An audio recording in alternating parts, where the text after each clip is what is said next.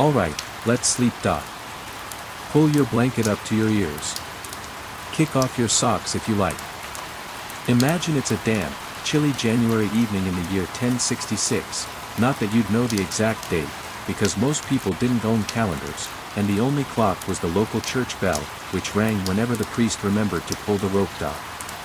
But historians know the date, January 5, 1066. Inside the royal palace of Westminster, an old, bearded man lay gasping on a bed of straw and furs.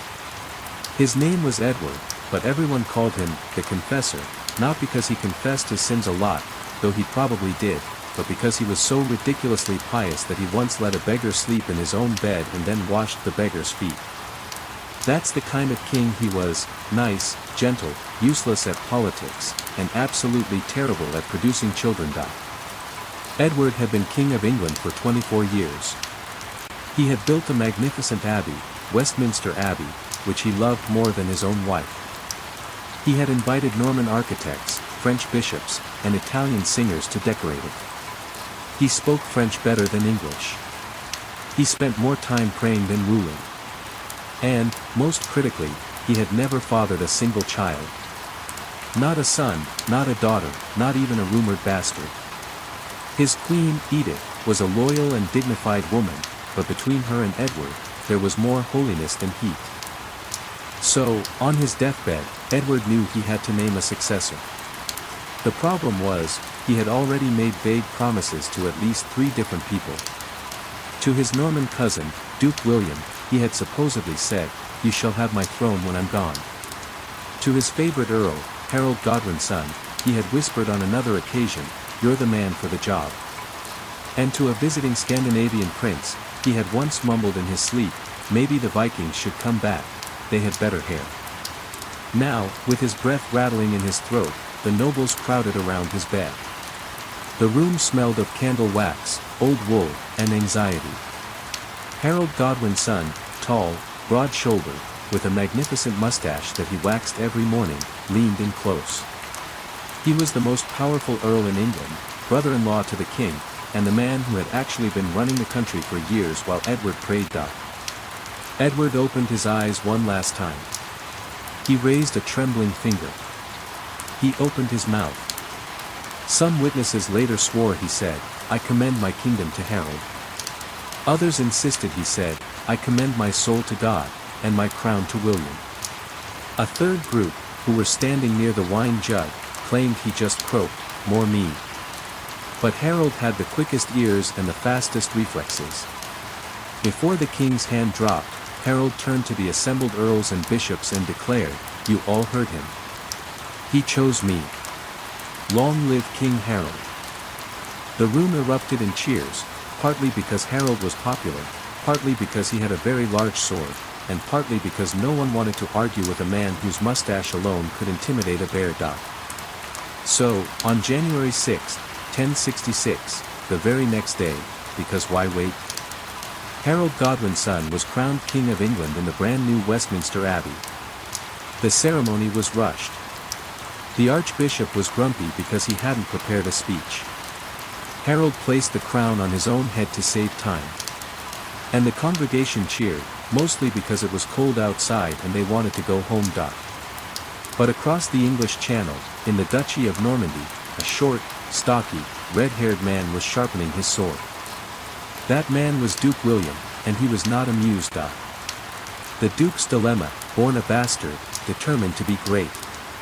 Let's rewind a bit and meet William properly. He was born in 1028 in Falaise, a small castle town in Normandy. His father was Robert the Magnificent, Duke of Normandy, a man so magnificent that he once went on a pilgrimage to Jerusalem and died on the way back, leaving everything to his only son. His mother was Herleva, a tanner's daughter, which meant young William grew up with the nickname, William the Bastard. Kids threw mud at him. Adults whispered behind their hands. Even his own half-brothers mocked him. William never forgot a slight. He was short, about 5'6", which was average for the time, but he felt short, and he compensated with a volcanic temper. He once had a man's hands and feet chopped off just for laughing at his height.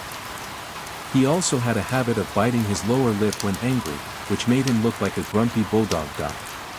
But William was also brilliant. He had survived assassination attempts, rebellions, and a childhood where his guardians kept getting murdered. By the time he was 20, he had crushed every rival in Normandy. He built castles, reorganized his army, and married a beautiful Flemish princess named Matilda, who was so short that she had to stand on a stool to kiss him, and he loved her fiercely. William's claim to the English throne rested on two shaky legs. First, he was related to Edward the Confessor. Edward's mother was William's great-aunt. That made William a distant cousin, which in medieval politics was about as strong a claim as, "I once shared a pizza with the guy." Second, and more importantly, William claimed that Edward had promised him the crown back in 1051, when William had visited England and helped Edward put down a rebellion. There was no written document, but William had a very good memory, especially when it came to promises that favored him. Then came the oath. In 1064, Harald Godwinson, yes, that same Harald, was sailing along the coast of England when a storm blew his ship onto the shores of Normandy. He was technically a prisoner, but William treated him like an honored guest. He gave Harald fine clothes, feasts, and hunting trips. Harald was impressed, until one evening, William called him into a private chamber. There, on a velvet cushion, lay a chest. William opened it, and inside were the bones of several saints, real ones, supposedly, and William made Harald place his hands on those bones and swear an oath. "I, Harald, will support William's claim to the English throne after King Edward's death." Harold's face went pale. He knew that breaking such an oath was not only sinful but also politically suicidal. But he was a guest, surrounded by Norman knights, and he really wanted to go home. So he swore. He swore with a straight face, while mentally crossing his fingers, toes, and every other body part that could be crossed. When he returned to England, he told his friends, "Don't worry. That oath was given under duress. It doesn't count." His friends nodded, because they were his friends. But William didn't see it that way. To William, an oath was an oath, and he had the saints' bones to prove it. So when the news of Harold's coronation reached Normandy in early January 1066, William didn't shout or throw a tantrum. He simply summoned his council, unrolled a large map of England, and stabbed his dagger through London so hard that the table cracked. Then he said, in a voice as cold as a winter sea, "We build ships. We gather men. And we take what is mine." The Viking in the north, Harald Hardrada, the last great raider. But Harald Godwinson had more than one enemy. Far to the north, in the icy fjords of Norway, there lived a king who made William look like a choirboy. His name was Harald Hardrada, which means, hard ruler. He was 6 feet 6 inches tall, with shoulders like a barn door, a red beard streaked with gray, and a face that had been slashed, scarred, and stitched back together so many times that he looked like a patchwork quilt. Harald had lived a life that made other Vikings jealous.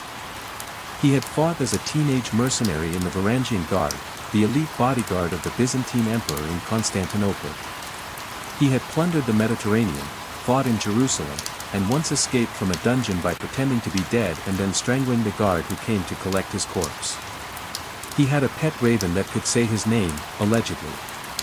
He had also collected so much gold that he could fill a longboat with it. Now, at the ripe age of 50, Harald looked at England and thought, "My Viking ancestors conquered that island before. It's about time I did it again." His claim was flimsier than William's. He claimed that a previous Danish king had promised the throne to him, and that the English nobles had agreed. In reality, no one in England had ever heard of that promise, but Harald didn't let facts get in the way of ambition. He spent the summer of 1066 assembling a fleet of over 300 longships, sleek, dragon-headed vessels that could sail up rivers and surprise coastal villages.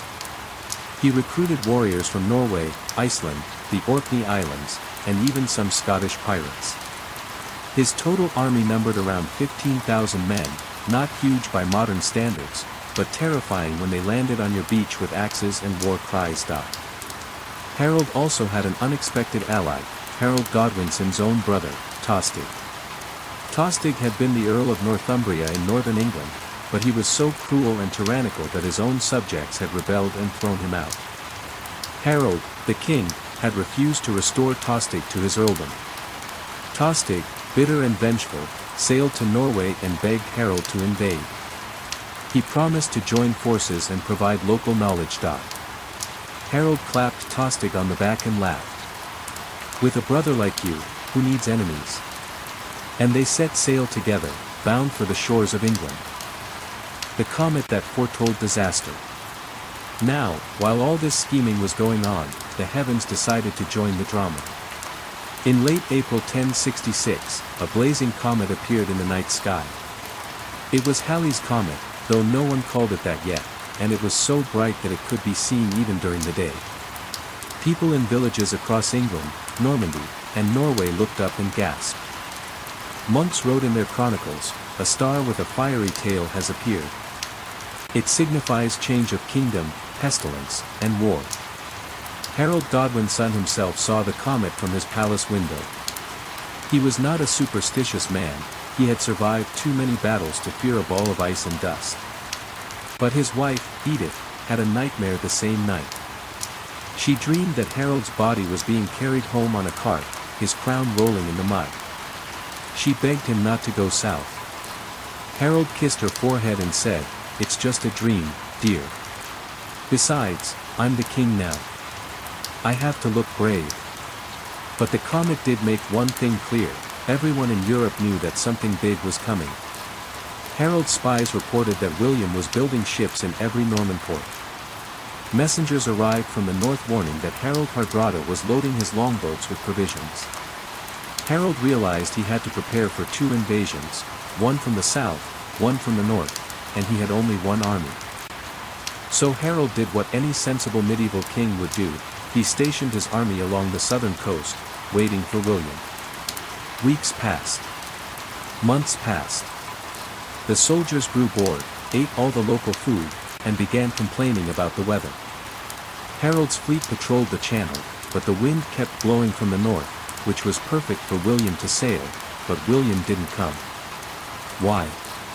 Because William was waiting for a southerly wind to take him across, and the wind refused to cooperate. So Harold's army sat on the beach, scratching their fleas, playing dice, and wondering if the invasion would ever happen. Meanwhile, up north, Harald Hardrada was getting impatient. He decided to strike first, before Harold could move his troops. On September 15, 1066, Harold's fleet sailed into the river Humber, near the city of York. Tostig led the way, shouting, "I'm back, you traitorous peasants." The local English earls gathered a hastily assembled army and met the Vikings at a place called Fulford. The result was a massacre, the English were routed, and the Vikings captured York without much trouble. Harald Hardrada sat in the king's hall, drank mead from the royal cup, and declared, "This is just the beginning." Messengers rode south at full gallop, their horses lathered with sweat. They reached Harold in London on September 18. Harold was just about to march south to face William, but now he had to turn north, a march of almost 200 miles. Harold made a decision that would define his reign: he would not wait. He would not delegate. He would personally lead his army north and crush the Vikings, then race back south to deal with William. It was insane, but it was also heroic. He gave his army one day to pack. Then, on September 19, 1066, Harold and his elite housecarls, professional warriors who carried double-handed axes, began the longest forced march of the entire Middle Ages. Let's pause for a moment and appreciate the absurd logistics of Harold's march. He had about 6,000 infantry, mostly housecarls and armed peasants. They wore chainmail shirts that weighed around 30 pounds, carried heavy shields, and lugged spears, axes, and swords. They marched along ancient Roman roads, still the best roads in England, but those roads were muddy, narrow, and often blocked by fallen trees. The distance from London to York is roughly 190 miles as the crow flies, but in 1066, with winding roads, it was closer to 210. Harald aimed to cover that distance in just 4 days. That's over 50 miles a day, a pace that would exhaust even a modern marathon runner, let alone a heavily armored medieval soldier. But Harald was not just a commander, he was a motivator. He marched alongside his men, sharing their rations, cracking jokes about the Vikings' bad breath, and promising double pay for the first man to reach York. His men grumbled, but they kept moving. They passed through towns where villagers offered them stale bread and weak ale. They slept in fields, wrapped in their cloaks, and woke before dawn to march again. By September 24, Harald's army reached the outskirts of York. They were exhausted, footsore, and hungry, but they were also furious. The Vikings had sacked several villages, burned churches, and reportedly eaten all the local geese. Harald told his men, "We'll rest tonight. Tomorrow, we show them what Englishmen can do." But that night, Harald received intelligence from spies who had crept into the Viking camp. The Norse army, they reported, was encamped on the far side of the river Derwent, near a small bridge at a place called Stamford Bridge. And here was the key piece of news: Harald Hardrada had left most of his chainmail and heavy armor back on his ships, because the weather was unusually warm and he expected an easy day of looting. Many of his men were wearing only linen tunics and carrying light axes. Harald grinned. That was the break he needed. He ordered his army to march again, that night, in the dark. The dawn of Stamford Bridge, September 25, 1066. The sun rose over a misty valley. The river Derwent glittered in the pale morning light. On the eastern bank, the Viking camp was waking up, men stretching, cooking breakfast, and grumbling about the dampness. Harald Hardrada himself was wearing a beautiful blue tunic and a golden helmet, but no mail shirt. He had also left his famous battle axe, Hellbiter, on the ship, because he thought it would be a ceremonial march. Suddenly, a scout came running. "My lord! There are English soldiers approaching, thousands of them. They're coming from the west." Harald laughed. "Those must be the local levies, the ones we beat at Fulford. They've come to surrender." He told his men to put on their helmets and grab their shields, but no one bothered with armor. Then the scout's face turned pale. "No, my lord. These are housecarls, professional warriors, and their leader is riding a black horse. I think it's King Harald himself." For the first time in his long, battle-scarred life, Harald Hardrada looked genuinely surprised. King Harald? But he was supposed to be in the south, fighting the Normans. How did he get here so fast? The answer was simple. Harald Godwinson had just completed one of the most incredible forced marches in military history, nearly 200 miles in 4.5 days, with a fully armed army. His men were shattered, but they were also livid. They had marched, bled, and cursed, and now they were looking at a Viking camp that was practically half naked. Harald Godwinson didn't wait for formalities. He formed his army into a classic Saxon shield wall, a solid line of interlocking shields, with the strongest men in front and the spearmen behind. Then he gave the order, "Advance." The bridge battle, one giant Viking and a barrel. The English advanced toward the river crossing. The only way across was a narrow wooden bridge, maybe 12 feet wide, and on that bridge stood one single Viking.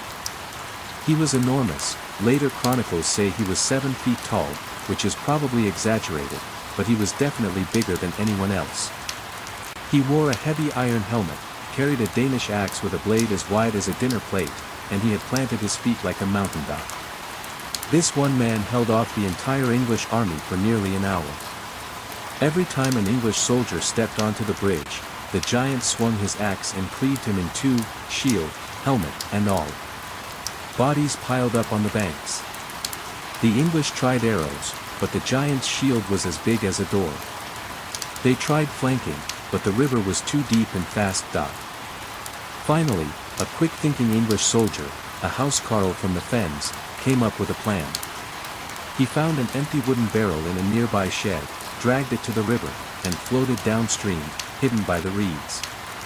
He drifted under the bridge, silently, holding a long spear. When he was directly beneath the giant, he thrust upward with all his strength, right into the one unprotected spot, the giant's groin. The Viking let out a roar that echoed across the valley. He dropped his axe, clutched himself, and toppled forward into the river, where he sank like a stone. The English cheered, but they didn't stop to celebrate. They charged across the bridge and fell upon the disorganized Viking camp. William's last years, a bitter ending. William the Conqueror didn't live happily ever after. His later years were plagued by rebellions, family feuds, and a growing obesity problem. He became so fat that he could barely ride a horse. In 1087, he was campaigning in France against King Philip I, who had made fun of William's weight. During the siege of the town of Mantes, William's horse reared and threw him against the pommel of his saddle, causing a serious internal injury. He was carried back to Rouen, his capital in Normandy, where he lay for weeks in agony. The doctors tried everything, potions, prayer, even burning his wounds, but nothing helped. As he lay dying, he heard that his own son Robert had taken up arms against him again. William cursed him with all his strength and ordered that his vast treasure be divided among the churches and the poor, to buy forgiveness for his many sins. On the morning of September 9, 1087, William the Conqueror died. His servants, fearing the stench of his increasingly bloated body, abandoned him in his own bedroom and stole his furniture. His body was carried to the Abbey of Saint-Étienne in Cannes for burial, but the funeral was a disaster. As the bishops were chanting, a local man shouted, "This church is built on my father's land. You have no right to bury him here." A fight broke out. The body was lowered into the tomb anyway, but it was too big, and when the stone lid was forced down, William's corpse burst open, filling the church with an unbearable stench. The mourners fled, holding their noses. Thus ended the life of the man who had conquered England, not with a glorious funeral, but with a fart and a smell. Harold's legacy, the man who almost won. What about Harold? For centuries, he was portrayed as a tragic hero, brave, loyal, but outmarched and outlucked. The Anglo-Saxon chronicles praised his courage, while the Norman chroniclers painted him as an oathbreaker who deserved his fate. Modern historians take a more balanced view. Harold was an excellent general who made one fatal tactical error, breaking the shield wall to chase the fleeing Normans. Had he held his line, the outcome of Hastings might have been different. Some legends claim Harold didn't die at Hastings. There is a persistent myth that he survived, fled to Wales, became a hermit, and lived for many years in a cave. But there is no historical evidence for this. Most scholars agree, he died on that hill, with an arrow in his eye, as the Bayeux Tapestry shows. The Lessons of 1066, a Bedtime Reflection. So, my sleepy friend, what do we take away from this chaotic, bloody, and surprisingly comedic year? First, never make a promise you can't keep. Harold's oath to William, whether forced or not, came back to haunt him. In our own lives, a broken promise might cost us a friendship. In 1066, it cost a kingdom. Second, timing is everything. Harold defeated the greatest Viking army in history, but he did it so quickly that he exhausted his men and had no time to recover. If William had landed a week later, or a week earlier, the story might have been completely different. Sometimes, even when you do everything right, the calendar conspires against you. Third, never underestimate the power of a feigned retreat. William's cavalry tactic was a brilliant piece of psychological warfare. He knew that impatient soldiers would break formation, and he exploited that weakness ruthlessly. In life and business, sometimes stepping back is the best way to move forward. Fourth, comets don't decide your fate, you do. Harold saw the comet and shrugged. William saw it and saw divine favor. The comet didn't care who won, it was just a frozen rock. We are the ones who give meaning to omens. And finally, history is not tidy. The story of 1066 has no neat moral, no clear villain, no perfect hero. Harold was brave but rash. William was ruthless but brilliant. Harald was a brute but also a poet. He wrote verses in his spare time. The real world is messy, complicated, and full of people making the best choices they can with the information they have, which is often incomplete and misleading. So tonight, as you lie in your warm, soft bed, think about how lucky you are. You are not marching 250 miles in chainmail. You are not dodging arrows on a rain-slicked hill. You are not being crowned in a smoky abbey while your body is about to explode.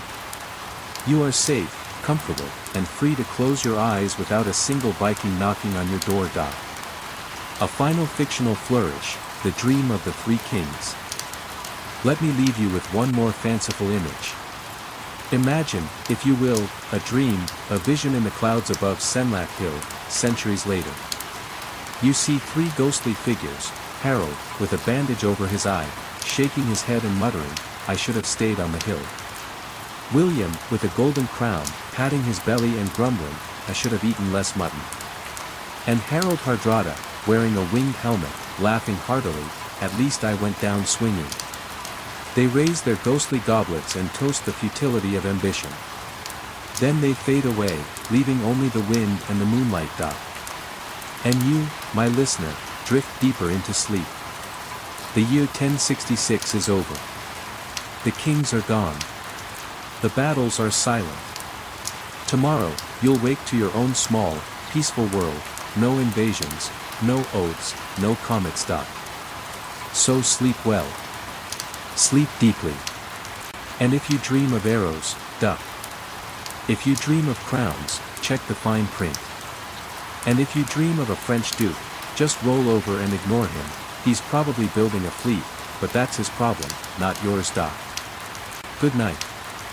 May your pillow be soft, your blankets be warm, and your luck be infinitely better than Harold's. The aftermath, William's march to London. The victory at Hastings was decisive but not complete. William still had to march on London, where the English nobles had gathered and were debating whether to crown a new king, possibly Edgar the Etheling, a teenage boy with no military experience. But William was not going to negotiate. He sent his army ahead, burning villages and terrorizing the countryside. He took Canterbury, then Winchester, and finally approached London. The English councillors, seeing the smoke from William's campfires, lost their nerve. They sent a delegation to offer William the crown, on condition that he promised to uphold English law and protect their rights. William agreed, though he later broke most of those promises. But on Christmas Day, 1066, exactly 1 year to the day after Edward the Confessor's death, William was crowned King of England in the same Westminster Abbey that Edward had built. The ceremony was chaotic. When the Norman bishops shouted, "Long live the king," the English nobles outside thought a riot had started. They threw stones at the abbey walls. Norman guards panicked and set fire to the surrounding houses. Smoke poured into the church. The archbishop hurriedly placed the crown on William's head while the king himself trembled, not from fear, but from sheer disbelief. He had done it. He was now the conqueror. Becoming king was one thing, staying king was another. William spent the next 5 years crushing rebellions in every corner of England. He built castles everywhere, not pretty palaces, but grim stone fortresses with thick walls and narrow windows, to intimidate the locals. He replaced almost all the English earls with Norman barons, giving them land in exchange for military service. He confiscated land from thousands of Saxon thanes and gave it to his followers. The English language, which had been the tongue of the court, was pushed into the villages. Norman French became the language of power, law, and nobility. The peasants, the ordinary farmers and laborers, barely noticed the change. They still plowed the fields, paid their rents, and went to church. Their lords were now French-speaking, but the new lords were just as greedy as the old ones. Some peasants even preferred the Normans, because they were stricter about keeping order and punishing thieves. The Doomsday Book, the most boring, brilliant idea ever. In 1085, William had a peculiar idea. He wanted to know exactly what he owned, every acre of land, every cow, every pig, every plow. So he ordered a massive survey of England, sending royal commissioners to every county to interview local officials and record every piece of property. The result was a manuscript called the Doomsday Book, so named because its judgments were as final as the Day of Judgment. The commissioners asked questions like, how many sheep do you have? How many hides of land? Who owned this manor before the conquest? How much is it worth now? The answers were written down in Latin, meticulously organized. The Doomsday Book is still in existence today, and historians love it because it tells us exactly what England looked like in 1086, down to the number of millstones and beehive stock. But for the English people, the survey was terrifying. They thought William was planning a new tax, and they were right. He used the data to impose a massive geld, land tax, squeezing every last penny from his new subjects. The English grumbled but paid. William got rich. The feudal system, a pyramid of power. William's greatest innovation was the feudal system, a hierarchical arrangement where the king gave land to his barons, the barons gave smaller parcels to their knights, and the knights relied on peasants to work the land. In return, each level owed military service, taxes, and loyalty to the level above. It was like a pyramid, with William at the top and millions of peasants at the bottom. This system worked surprisingly well for 3 centuries. It gave England a stable government, a strong military, and a clear chain of command. It also made the peasants' lives miserable, but nobody asked them. The English language, a mixed-up mess. One of the most lasting effects of the Norman conquest was on language. For the next 300 years, the kings of England spoke French. The nobles spoke French. The courts and laws were written in French. English was the language of the common people, the uneducated, the poor, the farmers. But because the two groups had to live together, they began to mix words. The French brought words like castle, court, judge, army, parliament. The English kept their own words for everyday things, house, cow, sheep, bread. That's why modern English has so many synonyms: pig, English, versus pork, French, cow, English, versus beef, French. The poor Saxon farmers raised the animals, the rich Norman lords ate the meat. Over time, English absorbed thousands of French words and became a hybrid, richer and more expressive than ever. But for centuries, a poor Englishman could be fined for using his own language in court. It wasn't until the 14th century that English became the official language again, and by then, it was a different language entirely. On October 2nd, Harold and his remaining houseguards, perhaps 5,000 in total, left York and began the second forced march of the month. This time, they were even more exhausted. Their feet were blistered, their morale was low, and many simply deserted. By the time they reached London on October 12, Harold had only about 3,500 men left. The rest had straggled behind or run away. But Harold didn't stop. He rested in London for exactly one night. He gathered a few hundred more volunteers, some London militiamen, a few farmers with pitchforks, and on October 13, he marched the final 60 miles to a hill near the town of Hastings, where William's army was waiting. He arrived at dusk, on the evening of October 13, 1066. His men were so exhausted that many fell asleep standing up. Harold looked out over the valley and saw the flickering campfires of William's army, thousands of them, stretching across the lowlands. He knew he was outnumbered, outrested, and outsupplied. But he said to his officers, "We fight tomorrow. We fight on the hill. We fight with the shield wall, the same wall that broke the Vikings. And we will win." His men cheered weakly, but in their hearts, they already knew the odds. The morning of October 14, 1066, broke gray and misty. A thin drizzle fell from low clouds, turning the grass on Senlac Hill into a slippery carpet. Harold's army had spent the night on the crest of the hill, huddled in their cloaks, gnawing on hard bread. They had no fires, because fires would reveal their position, so they shivered in the cold, praying for dawn. Harold himself didn't sleep. He walked among his men, speaking to them, patting their shoulders, offering jokes to lift their spirits. He told one housecarl, "The Normans have better armor, but we have better breakfast.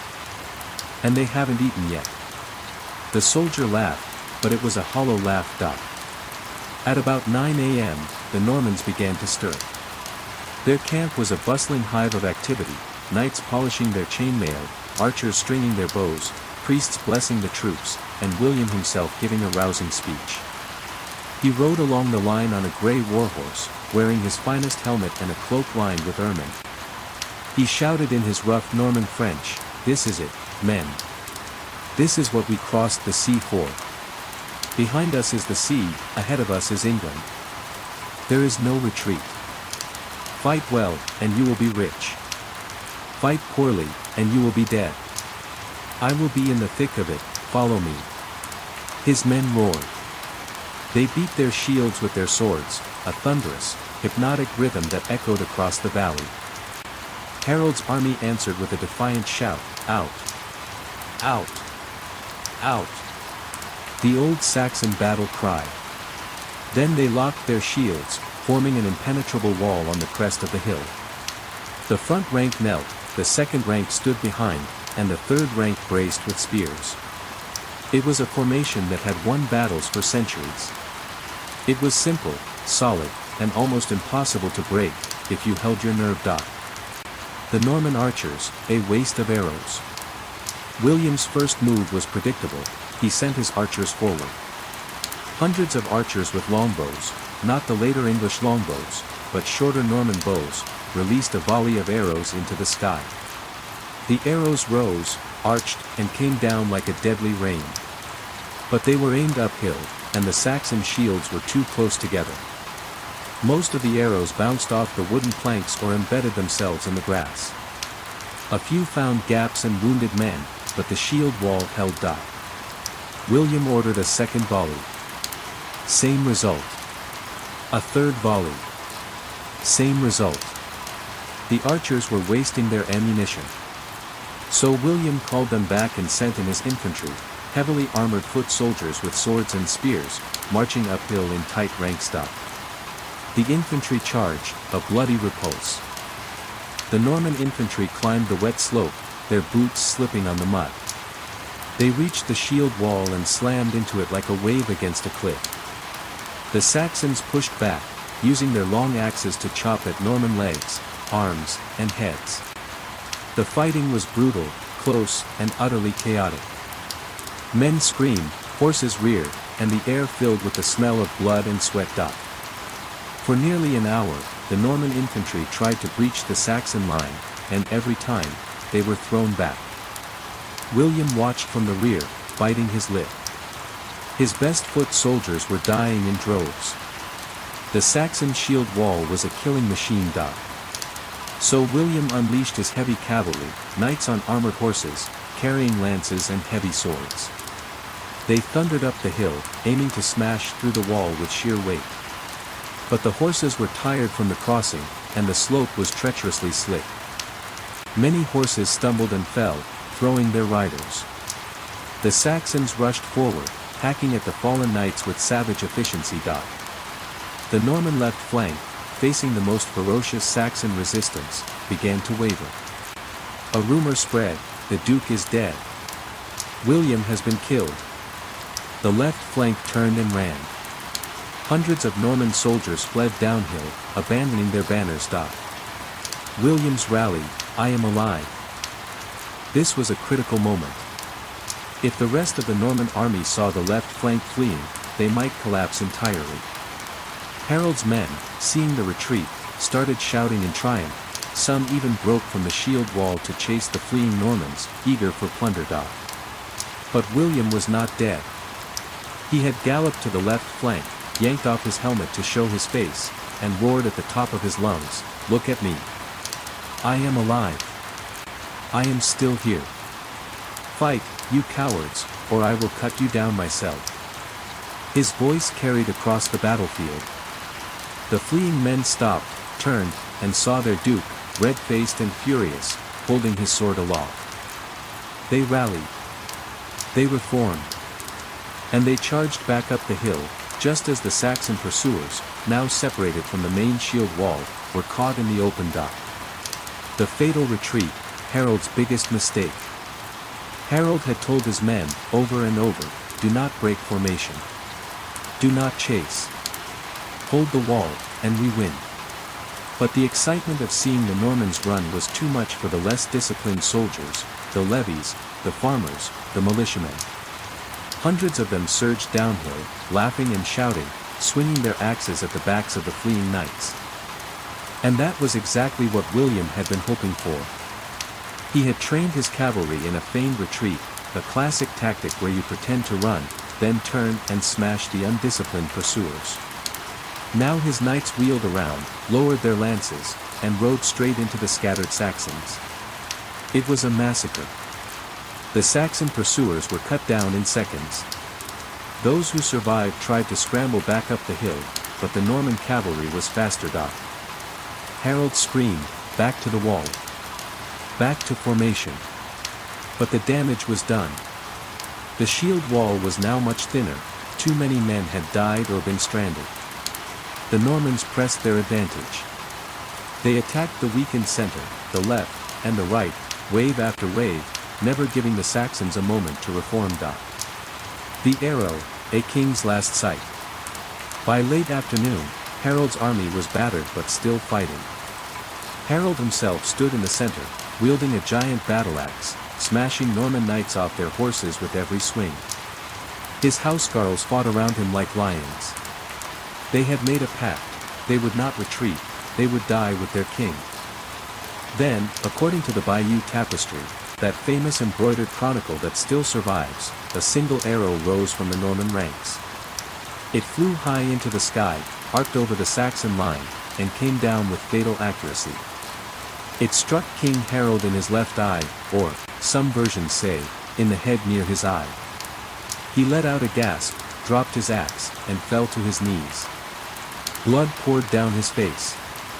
He reached up, touched the shaft, and collapsed face first into the mud. The Saxons saw their king fall. A cry of despair went through the ranks. Some tried to shield his body, others fled.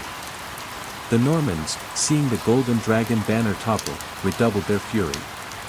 They overran the hill, hacking down the remaining housecarls. By dusk, the battle was over. Harold's body was found among the heaps of dead. His face was so mutilated, from the arrow and from the Norman swords that had finished him, that his own mother later had to identify him by certain marks on his chest. He was not given a grand burial. Some say William ordered his body thrown into the sea, others claim he had it buried on a cliff overlooking the shore, as a mocking reminder of the broken oath. The last battle of Harald Hardrada. What followed was not a battle, it was a slaughter. The Vikings, caught without their armor and many without their weapons, tried to form a defensive ring around their banners. Harald Hardrada, though surprised, fought with legendary ferocity. He picked up a fallen soldier's spear and threw it through 3 Englishmen. He drew his sword and swung it so hard that he chopped a horse's head clean off. But numbers told the story. The English housecarls, fresh from their march but burning with rage, hacked through the Viking lines like scythes through wheat. King Harald Godwinson himself fought in the front rank, wearing his golden dragon crest, shouting encouragement to his men. At one point, Harald Hardrada was struck in the throat by an arrow, or, according to some accounts, a spear, and he fell from his horse. He died with his sword in his hand, still cursing his enemies. His body was found later, surrounded by a ring of dead Englishmen, with a smile on his face, because that's how Vikings wanted to go. When Tostig, Harold's treacherous brother, saw the Norse army collapsing, he tried to rally the remaining survivors. But Harald Godwinson rode up to him and offered a deal, "Brother, I will give you back your earldom and half of Northumbria if you surrender now." Tostig looked at the bleeding, dying Vikings around him. Then he looked at his brother's stern face. And he said, "I would rather die as a free man than live as your vassal." So Harold gave the order, and Tostig was cut down by the English housecarls. No one wept for him, except perhaps his mother, and she was back in London. The aftermath of Stamford Bridge, victory and exhaustion. By midday, the battle was over. The English had won a stunning, crushing victory. Of the 15,000 Vikings who had landed, more than 10,000 lay dead on the field. The survivors, including Harald's son Olaf, surrendered and were allowed to go home on their remaining ships, but only after swearing never to invade England again. They sailed back to Norway with barely enough men to row, leaving behind the greatest Viking army ever assembled. King Harald Godwinson stood on the blood-soaked field, surveying the carnage. His own army had lost about a third of its men, and the survivors were stumbling with exhaustion. But Harald was triumphant. He marched back to York, where the city elders opened the gates and welcomed him as a savior. He held a victory feast that night, toasting his brave warriors and thanking God for his favor. He had done what no English king had done in centuries, he had destroyed a Viking invasion in its tracks. Now, he thought, he could finally rest. He would spend the winter recovering, rebuilding his army, and then face William in the spring. After all, William was still in Normandy, and the autumn storms were approaching. No fleet would dare cross the channel now. Harald ate a hearty meal of roasted ox, drank several cups of wine, and went to sleep in the royal hall of York. He slept like a log, dreaming of peace and prosperity. But he couldn't know, that while he was feasting, a favorable wind had finally filled the sails of William's fleet. And that fleet was already halfway across the English Channel, heading straight for the southern coast of England. William's fortunate wind, or divine intervention. Let's rewind to Normandy. For weeks, William had been pacing the docks, cursing the weather. His fleet of nearly 1,000 vessels, some large transport ships, others fast galleys, had been ready since August. But the wind had stubbornly blown from the north, preventing his ships from leaving the harbor. His soldiers had eaten all the local livestock, drunk all the local wine, and started brawling among themselves. William had personally broken up 3 fights by knocking heads together. Then, on September 27, the wind suddenly shifted. A strong, steady breeze from the northeast, exactly what William needed, swept across the channel. William rushed to the harbor, shouting, "Load the horses! Hoist the sails! We leave tonight!" His men scrambled. They loaded hundreds of war horses into special slings, each horse was hoisted on board by a crane, blindfolded so it wouldn't panic. They packed food, arrows, spare spearheads, and the most important item, a portable wooden castle, designed to be assembled on the beach in hours. William had planned this for years. That night, under a canopy of stars, and with Halley's comet still faintly visible, William's fleet sailed out of the port of Dives-sur-Mer, nearly 7,000 soldiers, plus blacksmiths, cooks, priests, and even a few bards to entertain them, faced the dark sea. It was a risky crossing, autumn storms could have wrecked them, but the wind held steady. At dawn on September 28, 1066, William's flagship, the Mora, reached the shore of Pevensey. The beach was empty. No English army waited. No watchman sounded alarms. The entire coast was undefended, because Harald had taken every available soldier north to fight the Vikings. William stepped off the ship onto the wet sand. The waves lapped at his boots. He took a step, tripped on a rock, and fell flat on his face, right in front of his entire army. His soldiers gasped. This was a terrible omen. A leader who falls on landing, surely the campaign is cursed. But William was quick. He scrambled to his feet, grabbed 2 handfuls of the sandy earth, and shouted to his men, "See! I have already taken England with my own hands. This land is mine." He squeezed the sand until it fell through his fingers, and his men cheered. They didn't know if it was real or theatrical, but it worked. That night, William's army set up camp on the beach. They unloaded the prefabricated castle and erected it within hours, a small wooden fort with a ditch and a palisade. They also started raiding the nearby villages for food. The local Saxon farmers ran into the woods, terrified. And William sent a message to Harold, not a formal letter, but a taunt: "I have landed. Come and meet me. Or stay in York and watch me burn your kingdom from the sea." Harold gets the news, the longest march, again. Back in York, Harold was woken before dawn on October 1st by a panting messenger. The man had ridden from the south coast in 2 days, changing horses 5 times. He threw himself at Harold's feet and gasped, "My lord! William of Normandy, he has landed at Pevensey. Thousands of men, hundreds of horses. He is building castles. He is burning our villages. You must come south at once." Harold stared at the messenger. He had just fought the battle of his life. His army was exhausted, wounded, and half its strength. His housecarls were still tending to their injuries. His supplies were running low. And now, just 3 days after his great victory, he had to march all the way back, another 250 miles, to face a fresh, well-rested Norman army. His advisors begged him to wait. "Let William come to us. We can gather new troops from the southern shires. We can reinforce London and make him starve through the winter." But Harold shook his head.